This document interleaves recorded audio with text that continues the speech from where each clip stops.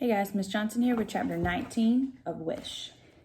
Wishbone had liverwurst and scrambled eggs for dinner every night for a week. He learned to roll over and turn in circles and flip a dog biscuit off his nose and catch it. And he didn't sleep on the floor beside my bed anymore. He slept right in the bed with me. I didn't mind his liverwurst breath one bit. He loved his soft, warm fur, or I loved his soft, warm fur and the feel of his heartbeat against my cheek when I hugged him. Every night after supper, when me and Gus and Bertha sat out on the porch, Wishbone snored contentedly, while I rubbed my bare feet over his warm back. Sometimes he'd jump up and let out a bark at a noise down in the woods, a raccoon or a possum, or maybe even just the rustle of leaves in the wind. "That is one happy dog," Butterbean, Gus would say. Then Bertha would urge Gus to tell us another story about his dog Skeeter.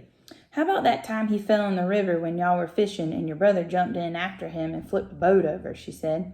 Gus chuckled, but before he could say a word, Bertha said, "Oh, I know. Tell Charlie how your sister used to dress Skeeter up in the Girl Scout uniform."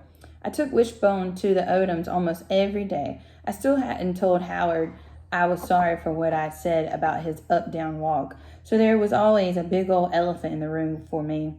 But Howard, he never let on that anything had happened between us. Still, I felt mad at myself for not speaking up. I kept thinking about what Bertha had said about judging folks for how they fixed their mistakes, and I knew I wasn't doing a very good job of fixing mine. Every time me and Wishbone showed up at the Odom's front door, one of them would say hey and wave us in, and I get caught up in the flurry of that family like a tornado spinning me off of my feet. Me and Howard play Parcheesi at the kitchen table with a fan whirling in the doorway, while Wishbone scurried around searching for dropped crackers or spilled juice. Cotton would stick his face right up against the fan and let out a Tarzan yell, his voice coming out all quivery and making us laugh. Burl and Lenny would come in and make tomato sandwiches, leaving greasy black fingerprints on everything they touched. It seemed like they were always working on some kind of engine, car, motorcycle, lawnmower. Every once in a while, a swear word would drift through the screen door from out in the yard, and Miss Odom would march out there and tell them to hush up talking like that. Dwight went to baseball camp at the YMCA and came home covered in red dirt and sweat. Most days, he and Cotton ended up in some kind of wrestling match, throwing sofa cushions at each other until Cotton ended up whining to Miss Odom. Some days it was so hot, me and Howard would lay on the porch with ice cubes on our foreheads and tell knock-knock jokes. One day, Mr. Odom put a tarp in the bed of his pickup truck and filled it with water. We sat in there with our shorts and t-shirts on and ate frozen Kool-Aid in paper cups. "I wish we could get a real swimming pool," Howard said. "When I go back to Raleigh," I said, "I'm going to take swimming lessons like I did last summer." "When are you going back to Raleigh?" I shrugged. "I don't know for sure. I'm just saying, when I do." "Maybe if you stay in Colby, Daddy will drive us over to the lake one day," Howard said. "We can take Wishbone. I bet he'd like to swim." "Maybe."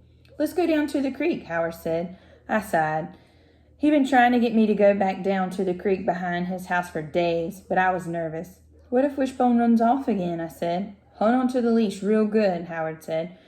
"But really, Charlie, he don't want to run off. He just made a mistake last time."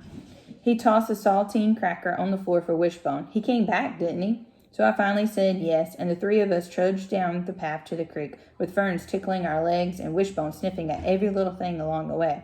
But when he got there, a bad, heavy feeling settled over me.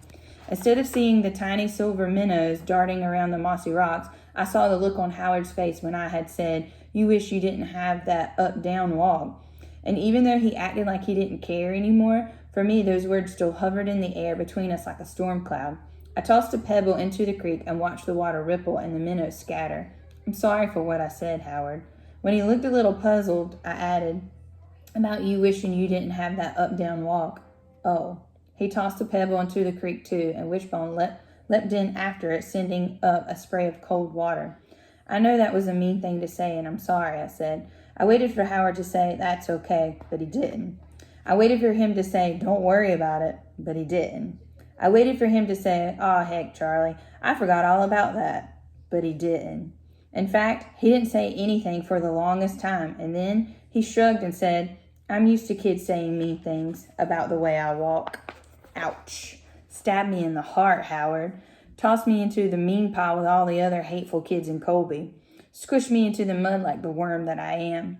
My eyes darted from tree to rock to creek to fern while I scrambled to figure out what to say next. And then I spied it, a blackbird feather nestled in the leaves and pine needles beside the creek. Look, I said, grabbing the feather and holding it up for Howard to see. He squinted at it, pushing his glasses further up on his freckled nose. Something to wish on, I said. You stick it in the ground and make a wish. I held it out to him. Here, you take it. Make a wish.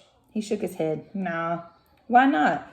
He took his glasses off and wiped drops of creek water off of them with the edge of his shirt. Then he put them back on and said, "'Cause I know my wish ain't never coming true."